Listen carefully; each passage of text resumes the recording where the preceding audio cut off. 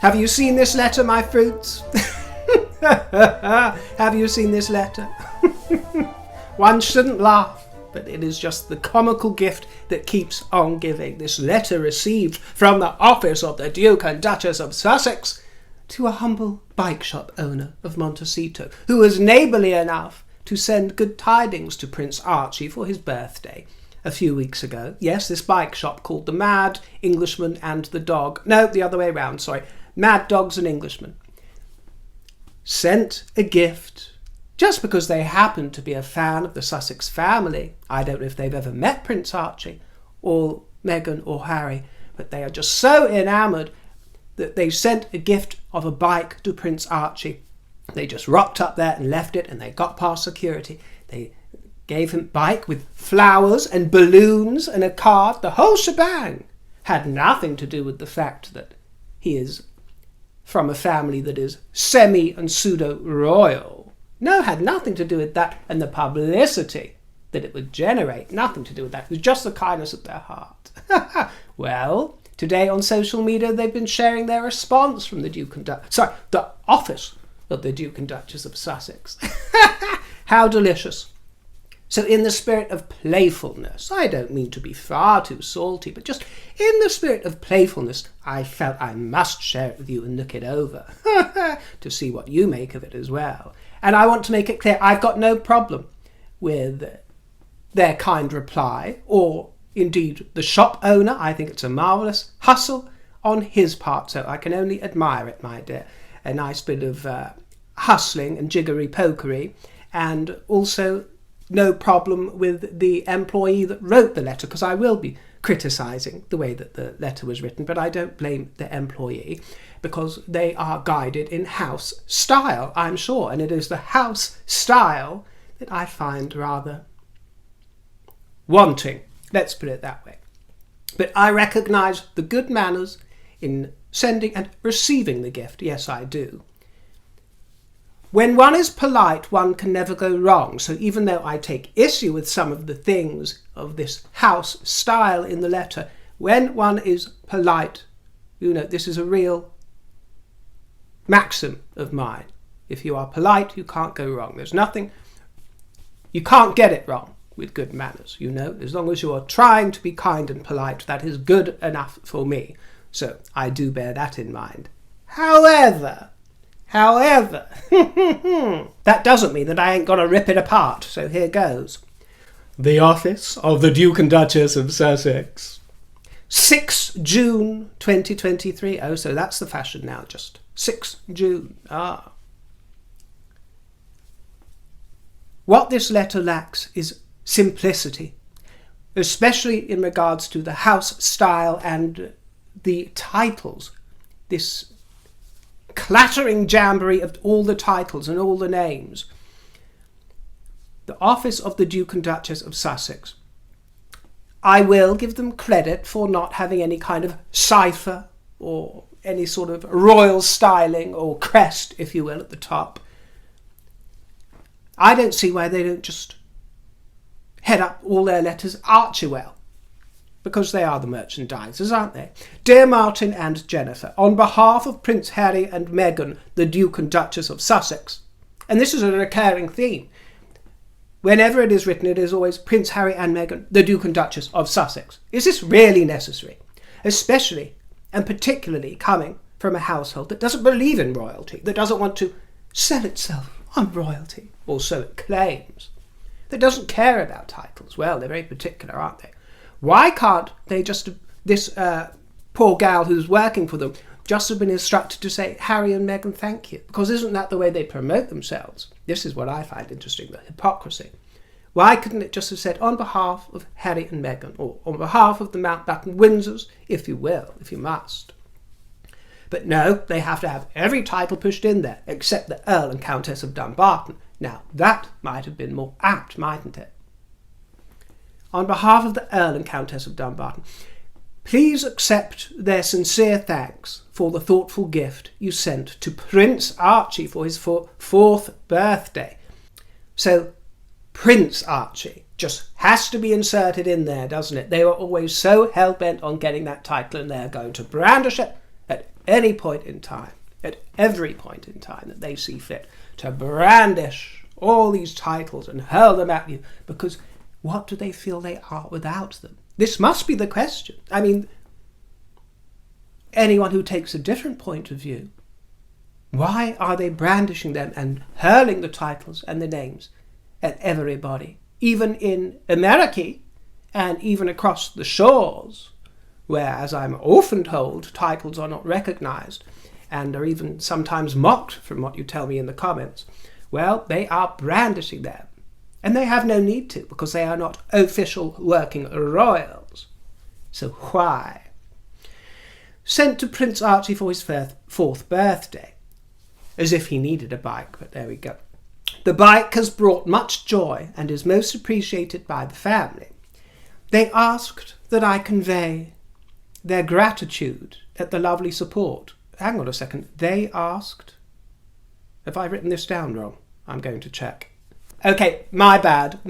For a moment, just for a moment, I thought that they were referring to Archie with a genderless pronoun, as in they, but that's my mistake. They're talking about the family. I see it now. Appreciated by the family. They asked that I... Oh, I thought there was going to be... Ooh, quite some stir there.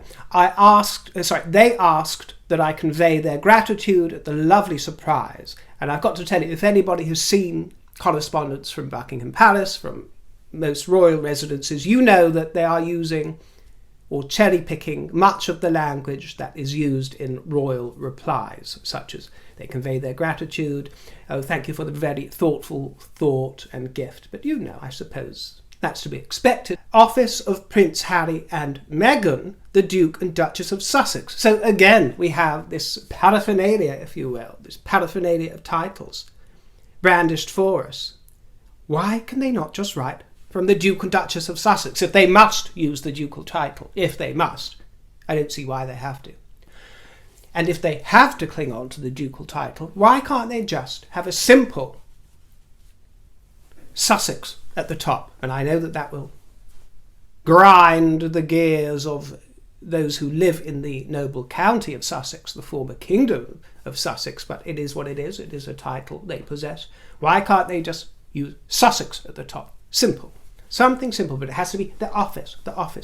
And actually, what would be more chic and elegant, in my opinion, would be to use the contraction Harry and Meghan Sussex. And there you have a mention of your ducal titles, but it is not a great big meal made out of it. You know, it is the nod to the title. Harry and Meghan Sussex. There you have some plain simplicity with a hint of your grand title. That would have flown. Or alternatively, you could simply use the name of your residence, my dears. For example, when you see Clarence House or Highgrove House, Gatcombe Park, you could simply put the Chateau of the Riven Rock, which I believe was the name, and still is the name of your mansion officially. Don't quote me, I believe that's what it is. The Chateau of the Riven Rock. I think that would actually fly and be rather elegant too. And there are some beautiful fonts associated with California as well. Old school California. A beautiful wedding that I went to in Topanga, for example, which I've mentioned a few times because one of my besties lives in California. Had wonderful 1930s style, elegant fonts and handwriting on all their invitations and things. Beautiful. Can be beautifully done. Chateau of the Riven Rock. Harry and Meghan Sussex at the bottom. Do you not think that would be rather classy? Because it isn't trying to impress. It isn't trying to show off credentials. And it's less vulgar, in my opinion. But I am picking the nits. I appreciate their good manners in replying. I do. So I'm not trying to come down hideously hard on them, but if they are going to parade around as if they are children in high heels, then what do they expect us to do as spectators of this theatre of the absurd? It's the absurdity that I'm pointing at. It's nothing outrageous that they've done. And I have no problem at all with this bike shop owner for garnering publicity and using them for publicity. I think it's fine. And it looks like a lovely little shop. And Apparently he is a great fan of Meghan Markle. Why? I'm not told so far, but just loves her. And he's named his dog. His dog is called Meghan Markle, and their social media are filled with photographs of the doggy, who looks absolutely gorgeous. You couldn't make it up, could you? Yes, there is even a dog collar with Meghan Markle. I must say I don't think that it has the best ring to it for a doggy name. I would have gone with Rags for Ragland. Old Raggy Doll, that would have been wonderful. But even if they have rubbed shoulders with the Mountbatten Windsors at some point in time and met them, or even if they love them, it is nothing but PR. Please don't lose sight of that, nothing but PR. And here is Meghan Markle greeting visitors to the bike shop. The bike shop owner has taken a little bit of heat online, it has to be said, and I think that it is rather unreasonable. I do not believe on going around with mob mentalities, chastising people just to cause a bit of drama. But people have been questioning why they haven't been donating the bikes to charities instead. I mean, I do agree that Archie, or Prince Archie, is the last person in the world that needs extra spoiling. But somebody said, that's too bad, your bike could not have been donated to a child who was in need. Now that would be fantastic. Well, I've got to tell you, I hate those kind of people. I hate those kind of people. It could have been donated to a child in need. Oh, get a life and get over it. It's none of your business.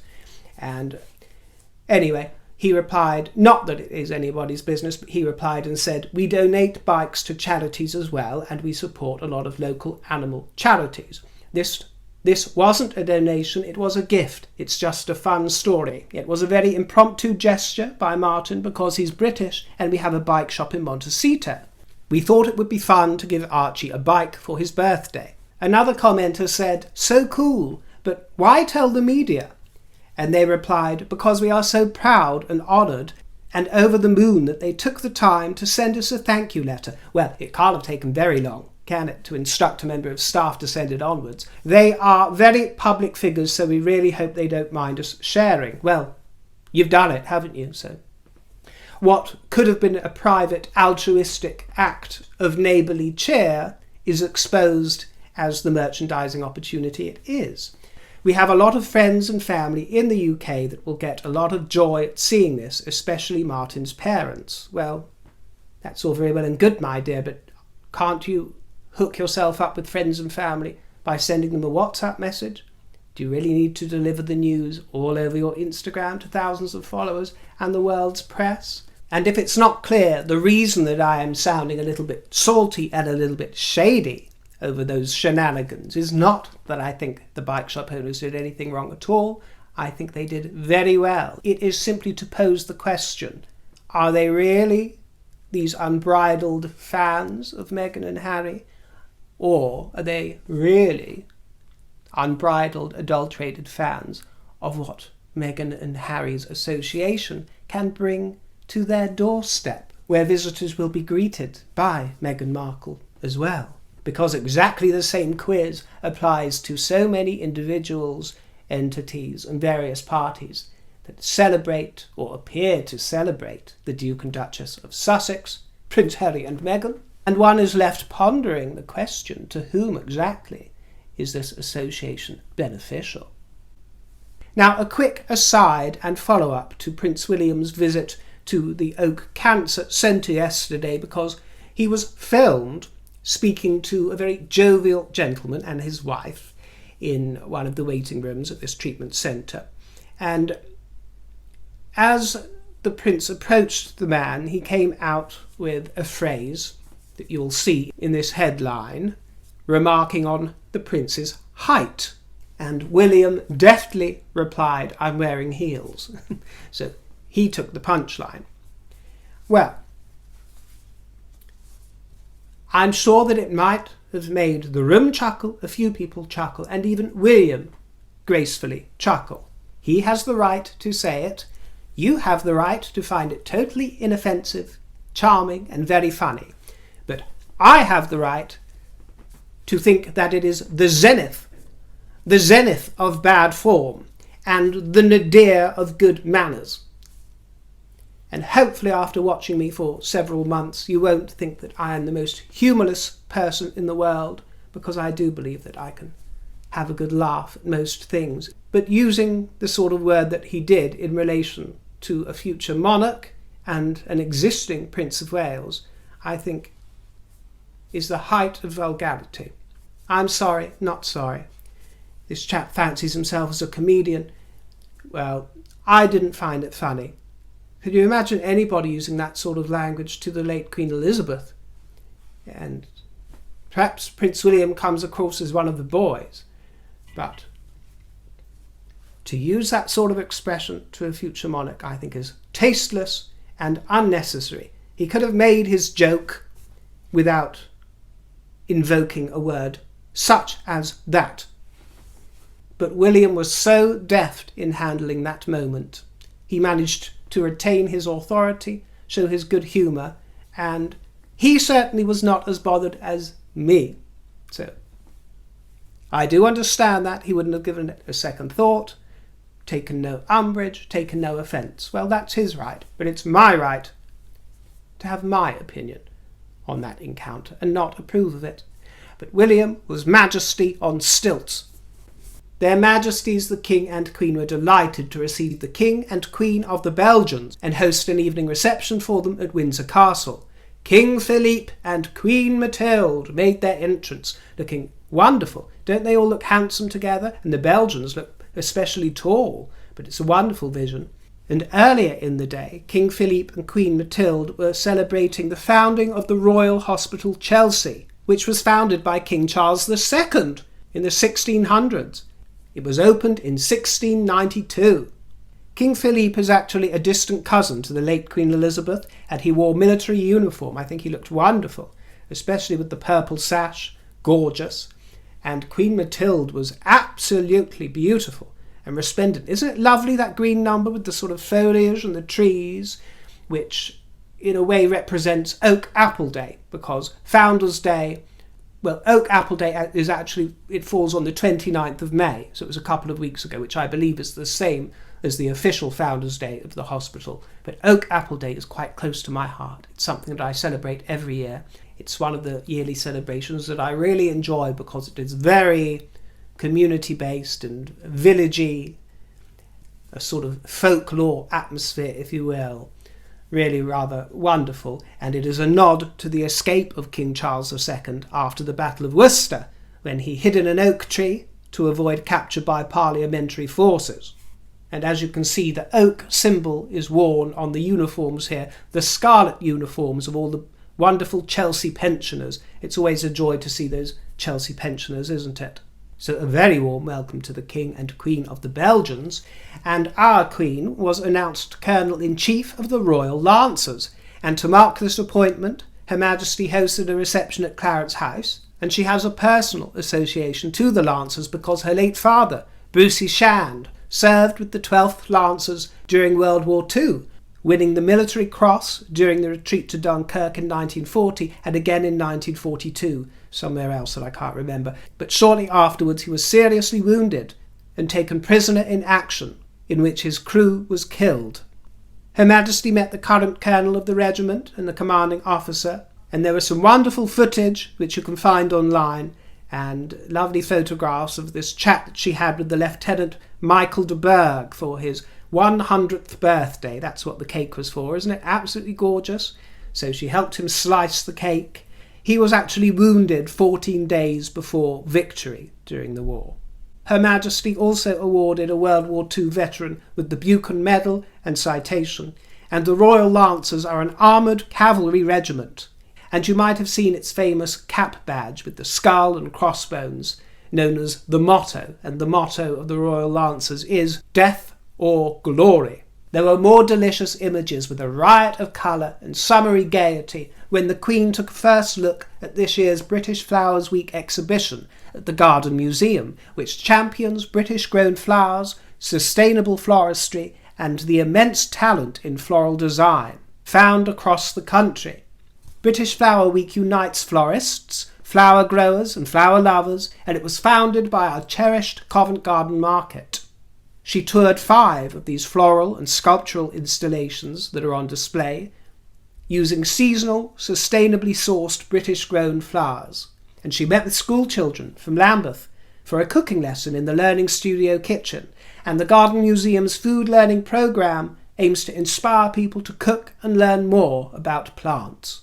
The Duke of Edinburgh was on top form visiting Woodrow High House in Buckinghamshire. This residential learning centre is home to the London Youth Charity, providing outdoor education to young people living in the capital.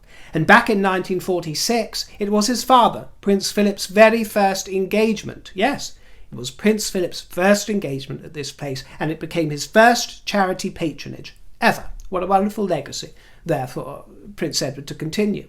Edward took on the responsibility 3 years ago, in 2020, and retraced his father's footsteps this week. He heard about the charity's work to provide outdoor learning to young people, and he took a tour in his blue jacket, cream trousers and shirt that were far too baggy. He tried his hand at archery, and he viewed archive materials on the history of the house. Thank you for joining me. I appreciate your company, and I'll see you very soon, my dears. Get typing with a nice juicy comment, and if you'd like to treat me to a Reese's Pieces hot chocolate, my Privy Purse is in the description box below. Yum yum yum, and cheers, my dear. Bottoms up, and see you next time. Toodle pip.